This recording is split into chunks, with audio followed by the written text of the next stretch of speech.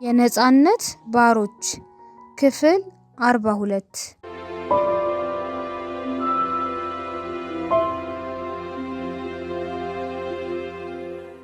ሰርቀ ብርሃን በተፈጥሮ ለሁሉም ነገር ችኮል ነው። እናም ጭንቀት አይችልም። ሆደ ቡቡ ነው። በዚያም ላይ ሰውን ቶሎ ያምናል። ከተከሻው ደልደል ከቁመቱ ዘለግ ያለ የቀይ ዳማ ነው። ሽበት ጣል ያለበት ጸጉሩን ያምርበታል። እቺ እስከ ደረቱ ድረስ የምታከለው አስቀያሚ ቦርጭ ባትኖርበት ኖሮ ምንም እንከን የማይወጣለት መልከ መልካም ይሆን ነበር። አይድረስ የለ በጉጉት ሲጠባበቅ የነበረችው ያቺ ደቂቃ በስንት መከራ ደረሰችለት። ሚስቱ እቃውን ሸካክፋ እጃቸውን አስታጥባ ስትወጣ ናዝሪቴ እኛ ትንሽ ጨዋታ ስለምንይዝ አንቺ ተኝ ሲል በዘዴ ብቻቸው መሆን እንደሚፈልጉ ነገራት። ሳሙኤል የሰርቀ ሚስት በዚያ ወታ መቅረቷን ሲያረጋግጥ ብርጭቆን አንስቶ አንዴ ከውስኪው ላይ ተጎነጨለትና ሊሰርቀ ዛሬ ለብርቱ ጉዳይ ፈልጌ መምጣቴን መቼስ አትስተውም አለ ፈገግ ብሎ። አልስተውም፣ ግን ነገሩ በጣም እንቆቅልሽ ሆኖብኛል። የአደጋው ፍጥነት ገርሞኛል። ምን ታምር ቢፈጠር ነው በአንድ ቀን ውስጥ ይህንን ለመሰለ አሳሳቢ ችግር ልትጋለጥ የቻልከው? የዚያ የተቃዋሚ ቡድን አባል መሆን የተደርሶበታል አለ ሳሙኤል ባጭሩ። እንዴት ልታውቅ ቻልክ? እነሱስ ማወቅህን በምን አወቁ? ትዕግስት ባጣ ድምጽ ጠየቀ። ፊቱ ላይ መረበሹን በግልጽ ያስታውቅበት ነበር። መጀመሪያ ሲጋራ ካልስጠኝ። ሰርቀ ብርሃን አሁንም በተረበሸ ስሜት ውስጥ ሆኖ ከሸሚዙ ደረት ኪስ የሲጋራ ፓኬቱን አውጥቶ ወረወረለት። ሳሙኤል ሲጋራውን ለኩሶ 3 ያከታትሎ ሳበለትና የኦፕሬሽኑ ሲቀር ሌላው ሂደቱን ሳያፋልስ እንዳለ ከመጀመሪያው እስከ መጨረሻው ታሪኩን በሰፊው አተተለት።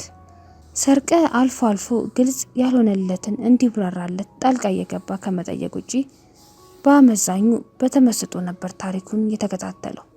በስተመጨረሻ በጣም ይገርማል ሲል በሐዘን ተውጦ ቁና ተነፈሰ። መገረም ብቻ አለ ሳሙኤል።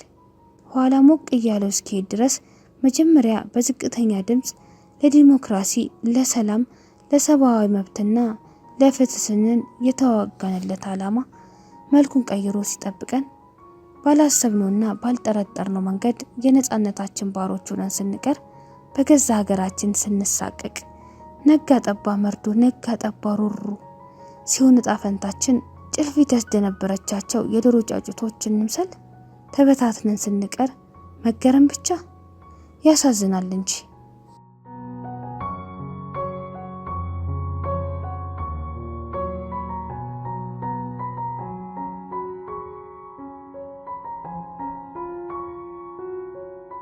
ከሁሉም የበለጠ የሚያሳዝነው አብዛኛው ህዝባችን ለዚህ ዲያብሎስ ስራ ተንበርክኮ መስገዱ ነው።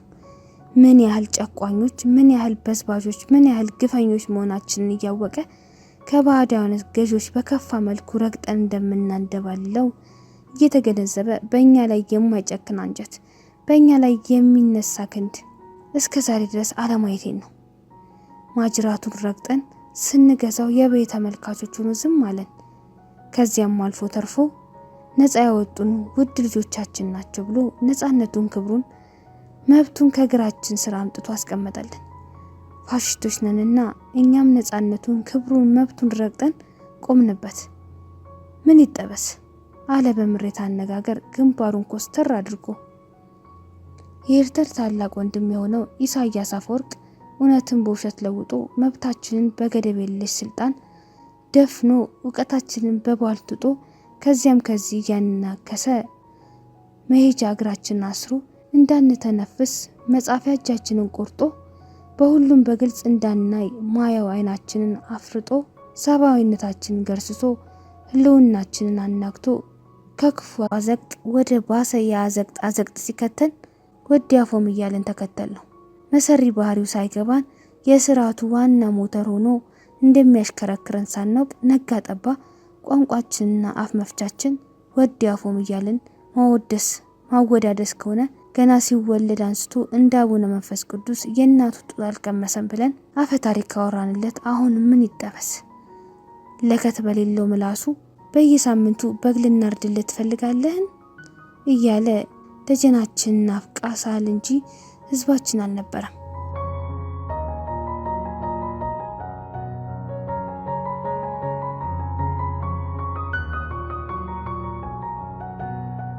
ደጀናችን ናቅፋ ሳል እንጂ ህዝባችን አልነበረም ብሎ ሲያንጓጥጠን ሲዘልፈን ከጨበጨብንለት በዋልቱ ፌዙ ንቀቱና ጨካኝነቱን ካደነቅንለት ታዲያ ምን ይጠበስ አለ ሳሙኤል ንዴትና ተስፋ በመቅረት በተጫነው ስሜት። ለጥቆምኛ ለህዝባችን ከአቅሙ በላይ የሆነ ግብር ስንጭንበት ዝም ካለ ልጆችን ለጦር ማገዶ አዋጣ ስንለው አሜን ብሎ ከሰጠ ወጣቱ ምሁሩ ከኢኮኖሚ ችግርና ከፖለቲካ ጭቆና ለማምለጥ ወደ ውጭ ከተሰደደ ወርቆ ተነስቶ ግሮ ጥሮ ከውድቀት ለመነሳት ከመፍጨርጨር ይልቅ ዳር ቆሞ ተመልካች ከሆነ ከጦርነትና ከራብ ያለውን ቁርኝት መበጠስ አቅቶት ዛሬም በጎስቋላ ኑሮ ከዳከረ ያልመሰለውን መቃወም ካልቻለና አንገቱን አቀርቅሮ ጥቃት የሚቀበል ከሆነ ታዲያ ምን ይጠበስ አለ ለቅሶ መጥቶበት ባሻከረ ድምጽ። እስቲ ንገረኝ ሰርቀ የቱ ነው ያማረኛ ስራ? በገዛ እጃችን ኢኮኖሚያችንን ማድቀቃችን ነው? በገዛ ወንድሞቻችን ላይ ጦር መስበቃችን ነው? እንደ ባቢሎን ግንበኞች 50 ቋንቋ ማንቆራቆራችን ነው? እስቲ በሞቴ ንገረኝ መነሻችን ምን ነበር? ነፃነት መድረሻችንስ ምን ነበር? እድገት፣ ብልጽግና፣ ዲሞክራሲ፣ ፍትህ አይደለም እንዴ?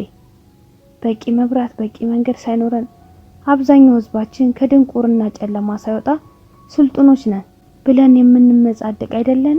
መነሻችን በዚህም በዚያም እዚህም እዚያም ግድያ፣ ቅስፈት፣ ሰቆቃ፣ ብርገጋ፣ ሻጥር ከሆነ መድረሻችን እንጦሮጦስ መውረድ ነው አለ እንደመስፈሰክ ብሎ። ግንባሩ ላይ ያሉት የደም ስሮቹ በቁጣ መገታተት ጀመረዋል። ከውስኪው ላይ አንዴ ተጎነጨና ብርጭቆን ከፍ አድርጎ እያየ ራስ ወዳዶች መሆናችን ደግሞ ያው ከዚህ የበለጠ ምስክርነት ከየት ሊመጣ?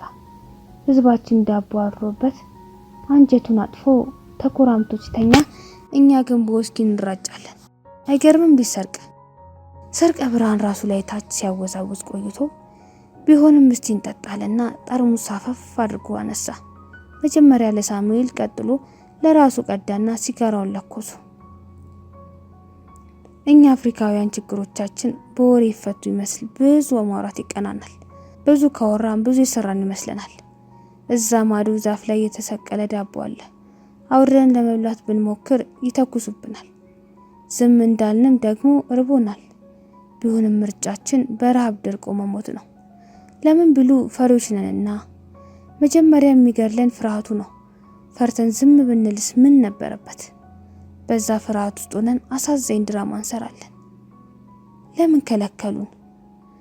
ብንበላስ ምን ነበረበት ብለን ብዙ እናወራለን። አስተውል። ለምን ትከለክሉናላችሁ አይደለም የምንለው፣ ለምን ከለከሉን ነው ወሬ ብቻ። ብዙ ባወራን ቁጥር ደግሞ ረሃባችን በእጥፍ እናባብሰዋለን። የኔና ያንተን ችግር ይሁን ይመስለኛል። በተገናኘን ቁጥር ብዙ እናወራለን፣ መልሰን መላልሰን እንቆዝማለን። ተግባር ላይ ግን ዜሮ።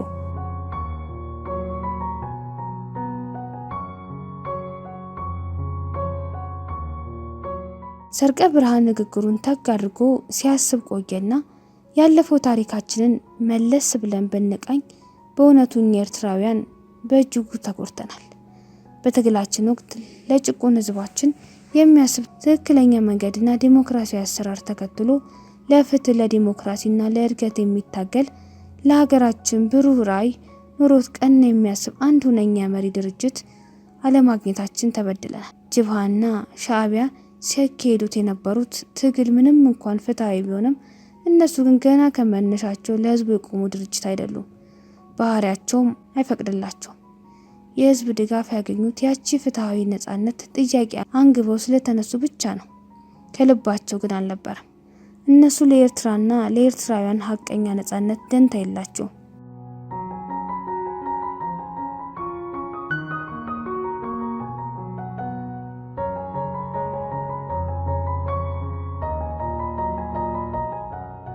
ትግሉን የጀመሩት ለዝናቸውና ለጥቅማቸው ሲሉ ብቻ ነው።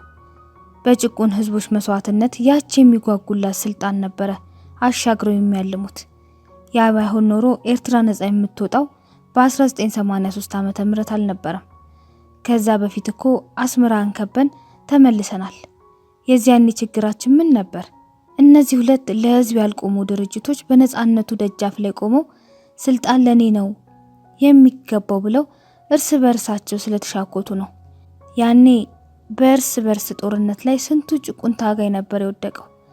ስንቱን ነበር ደሙ ደመ ከልብ ሆኖ የቀረው? ስንቱስ ነው ተስፋ ቆርጦ እጁን ለጠላት የሰጠውና ስደትን የመረጠው? እውነት እንነጋገር ከተባለ ታሪካችን ወደር የሌለው አሳዛኝና አሳፋሪ ነው።